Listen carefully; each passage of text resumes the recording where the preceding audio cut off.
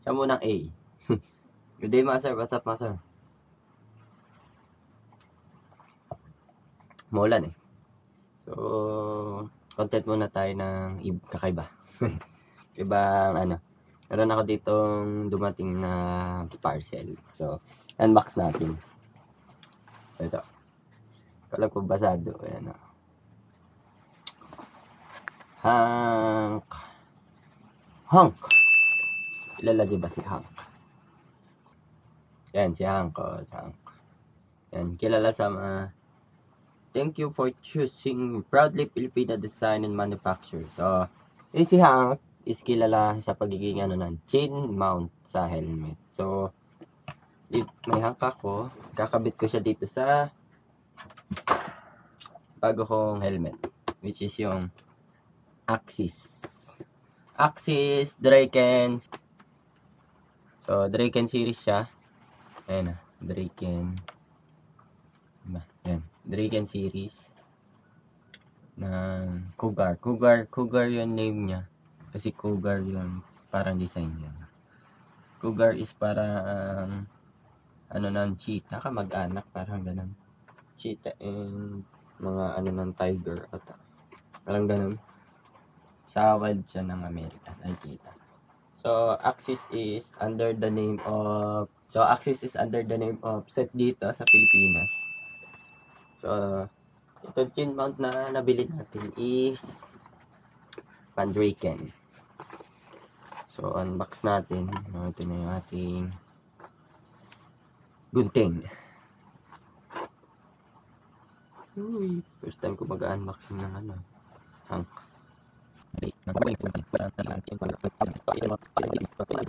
Kailangan buksan yung ilalim. Malinap. Yun. So, ito na. Uy, nakaano pa ng packaging.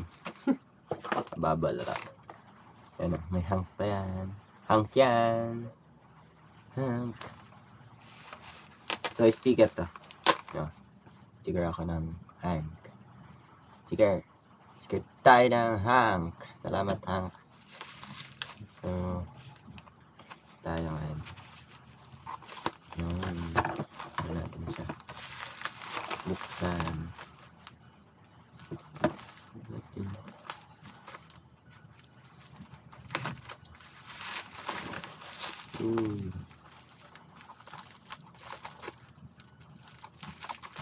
Yan, nakita na ako ng gunting. Yan. Ito na yung inclusion niya sa loob ng Hank. Oh, may curing time pala yung strength na. Ang sabi dito, 3M adhesive curing time strength. 60% the strength after installation. 90% strength after 24 hours. 100% strength after 72 hours. So, kailangan pa din pala natin ng 3 days para 3 days pa. O 1 week. 54, 48, 72, 3 days na. 3 days. So, kailangan natin ng 3 days na adhesive na. So, ito yung packaging pala ng Hank muna. So, hindi ko muna may pakita. Nauna na yung curing ng 3M adhesive. So, ito yung niya yan. May installation guide siya. Installation guide. Tapos, Axis Draken. Axis Draken. So, ito yung nasa loob niya. Yung mga tin. So, buksan na natin today. Ito na din. Yun. Ay, stapler lang naman siya. Mga sir. Yun. So,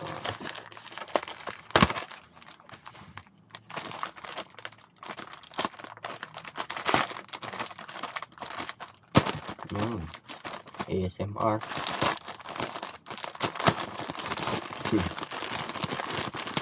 Ito yung mga nasa loob. Yung installation guide.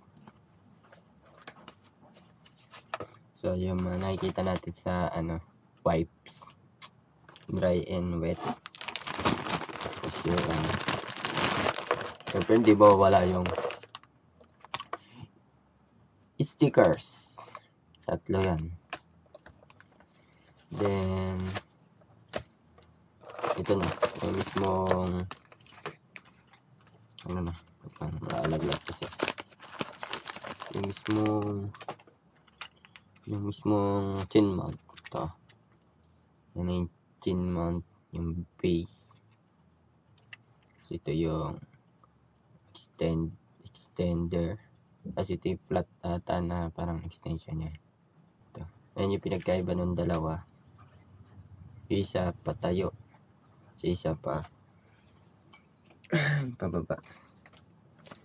Tapos ito na yung safety. Yung safety lock nung hang. Nalaglag na lahat. Ito yung safety lock nung hang. Tapos dito siya ikakabit. Ayan. Isusuot siya dito. Tapos yun na, install na natin ngayon. So, meron ako dito si Mr. Lighter. Ano, lighter. Para ipainit natin yung adhesive nito. So, tara. Hit kaya natin ngayon. Or hindi. Kaya muna natin kung sa pack. Ano man din sa pack yung Dragon series natin. Masayang yung binili. Yun. So, sa pack siya mga sir. Ayan o. Ayan. B. Pack siya. So, ngayon, try natin i-install. So, salamat ha. So, may ganito na kayo. Dragon series ng Axis. So, ang unahin muna natin is yung chin mount bago yung safety. Kaya ang unahin natin yung base. So, 3 days daw bago mag 100% cure yung 3M adhesive nila. So, gagamitan natin sila ng mahiwagang lighter. So, hindi ko pa alam kung ito o ito yung ikakabit ko. Makikita natin kapag in-install ko na yung kapag natapos niya yung curing stage ng 3 days. Kasi dito natin malalaman. It's either the two. Ganyan yung isa. Ta-da! Parang mahabang extender. Uy! Smooth like butter. Yan. So, tignan natin kung install na natin dito. Sana kumapit ka ngayon today. 3 to. 1, 2, 3. 1, 2, 3. 3 yung tape. Pero mahirap kapag wala kang kuko. Yan. Ay nako, hirap na maliit ng kamay. Ay, daliri. Ay, ng kuko. Mali. Yun. Ayan. So, natanggal ko na ngayon dito. Ditoy. Natanggal na. So, i-activate na natin gamit yung lighter. Painitan lang natin ng onti yung adhesive para kumapit. So, mabilisan lang tayo. Ayan. So, tingnan muna natin kung pantay yung ating, although may adhesive pa ako dito. Walang kung pantay. Kaya yung box ruler. So, may ruler. May ruler pa dito.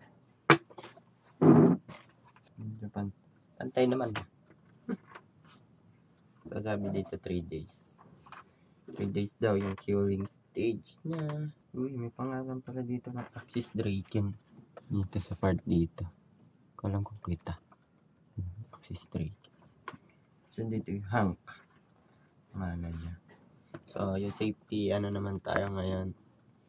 Safety harness. Hindi ko alam ang tawag dito. Basta yung safety, ano niya. So, dito na yun.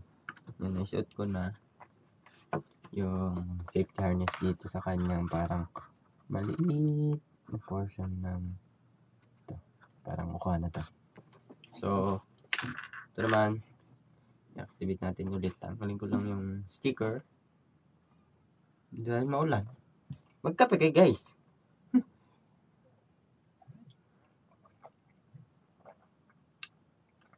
Dito ko na lang siguro ipaparte. Para kahit papaano hindi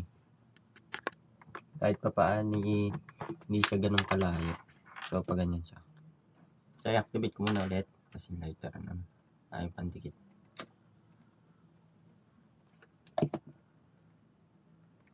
So, may safety harness na tayo ng ano dito, Draken. Yan siya. May safety harness na tayo dito. Para kahit mahulog tong adhesive bago to. Meron mo nang sasalo. So, marami na din ako nakitang motovlogger na naraglagan ng hang. Pero katagalan na din nun. Mulan umaraw, nagbablog sila gamit yung hang. Yun. Ito nag-save. Ito maliit na to. Na may parang tali. Tela. So, yan. Ito lang muna installation ko dito sa aking Axis Draken Cougar. So, single visor lang to mga sir. Pero fit na fit sa akin. So, try ko isuot. Ano siya? Double D ring. So, double D ring. Hindi siya quick release. Then, maganda yung padded niya. Saka, ano siya? Alam ko kita dito sa vlog. Ano siya ng SEC, Alam ko kung kita ng ng SEC. Under siya ng name ng SEC. Here in the Philippines. Pero siya ay made in Spain. So, nakabitan ko na siya ng mga accessories. Yung intercom, ganun. Mic ko. So, kaka-problema ako today. So, try ko isuot. Ano yung tsura ng may Draken? Nothing mount. Uy. Galing na. Siguro ito na lang siguro gagamitin ko. Hindi man alam kung naririnig ako, no?